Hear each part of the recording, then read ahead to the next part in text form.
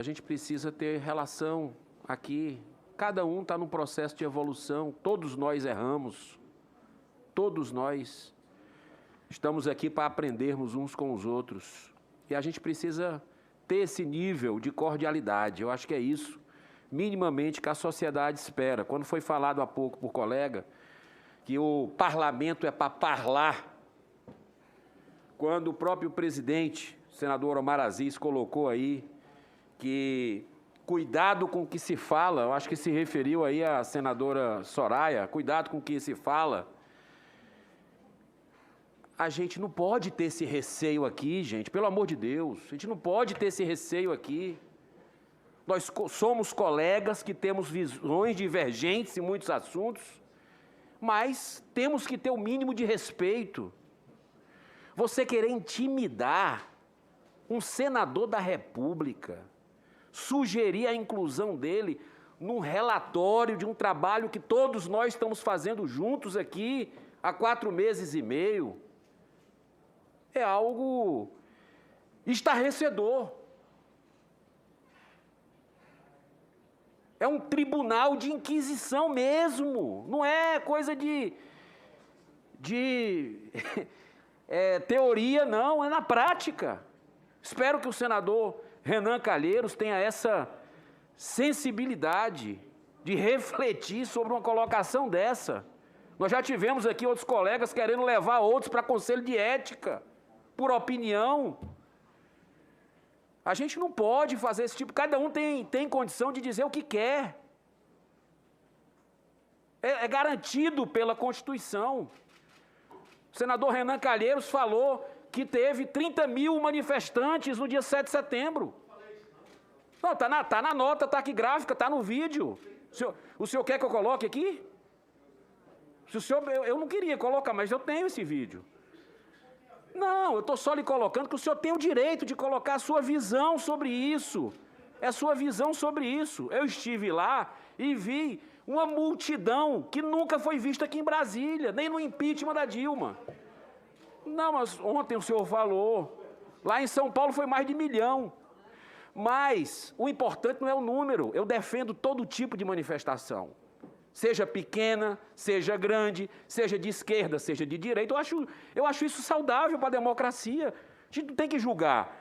Agora, eu acredito que a gente precisa ter o mínimo de respeito com os colegas, não querer enquadrar, não querer intimidar colega nenhum. Poxa, hoje nós estamos aqui, contrário, divergindo de ideia, depois a gente está em outras causas juntos. Senhor Pedro Benedito Batista Júnior, senhor advogado, sejam muito bem-vindos aqui nessa comissão. Queria lhe perguntar o seguinte, a Prevent Senior sofreu um impacto forte quando começou a pandemia, tanto pelo desconhecimento quanto por atender, na maior parte, idosos, pelo que eu pude estudar a respeito. O senhor poderia nos falar dos desafios enfrentados naquele momento específico, que ninguém sabia realmente para onde é que estava indo, essa pandemia era algo novo para todo mundo. A gente viu aqui que vários governadores indicaram, inclusive, medicamentos, kits, enfim. Que ensinamentos o senhor e sua equipe extraíram dessa luta contra algo desconhecido?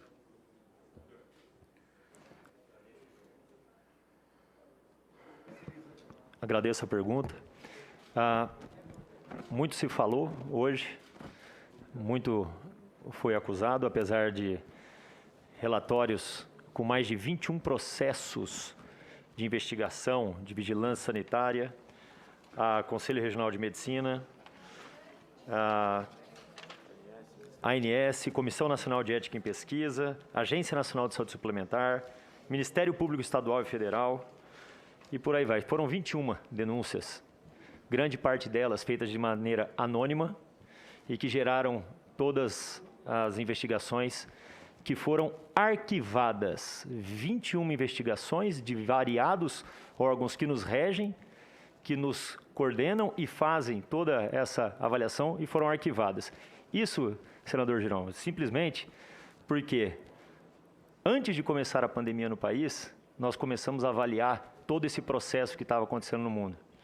Para nós treinarmos as equipes no dia 28 de fevereiro, que é o que está constatado nos autos da Vigilância Sanitária e nos autos já avaliados também pelo Ministério Público, significa que a gente tinha sim uma previsibilidade do que poderia acontecer, e aconteceu. Nós tínhamos um hospital extremamente preparado para receber esses pacientes, ao contrário do que foi dito aqui, e quem não conhece a Prevent Senior, volto a reiterar, um dos hospitais mais modernos do país, hoje é da operadora, que é o Santa Maggiore Dubai, na Marginal Pinheiros. Referência para os grandes hospitais do país que vão nos procurar para saber o modelo de trabalho. Então, todo esse trabalho que foi realizado, ele trouxe segurança, trouxe capacidade de identificação dos pacientes que estavam sendo contaminados ao longo da cidade e proteção. No momento... Isso que eu queria lhe perguntar. O senhor terminou? Sim, senhor. Pronto, eu queria lhe perguntar justamente sobre a estratégia para se fazer frente ao número elevado de contaminados, sobretudo idosos. Quantos idosos, de forma objetiva, se o senhor puder me responder, quantos idosos foram mantidos em tratamento domiciliar? Quantos tratados em hospitais do grupo? Qual tratamento foi oferecido e quantos vieram a falecer? Senhor senador, eu tenho que referir a equipe médica, a equipe de enfermeiros, a equipe de fisioterapeutas e todos os funcionários que sem eles esse trabalho não teria sido feito. Foram mais de 55 mil pacientes positivos para a Covid com média de idade de 68 anos. 18 mil deles foram internados e cerca de 4 mil vieram a óbito. Então estamos falando de um número de pacientes que teve variada ação, como eu disse anteriormente, conforme a atuação específica de cada médico, uma vez que nós temos aí uma equipe composta por 3 mil profissionais de excelente atuação. Então, fica muito, assim, díspare se eu disser para o senhor, não, foi só isso ou foi só aquilo. Foi um conjunto de fatores que ajudou no tratamento desses pacientes. Foi respeitada a autonomia médica e a com relação ao tratamento, é isso? E a decisão das famílias, a autonomia médica e decisão das famílias. Decisão das famílias. É isso que eu queria sugerir, senhor presidente. Alguns colegas já fizeram aqui e eu queria reiterar para o senhor, se puder trazer o presidente do Conselho Federal de Medicina, que eu acho que é uma peça-chave para que possa elucidar esse tema que já veio a CPI várias vezes e volta e vem, que é tratamento precoce. Tem requerimento aprovado. Doutor Mauro, se o senhor puder programar isso para próxima semana, porque amanhã o doutor Danilo Trento, não é isso? Ótimo. Vamos lá. Quando iniciou a pandemia, que tratamento se tinha para a Covid? Em março do ano passado? Nenhum tratamento, senador.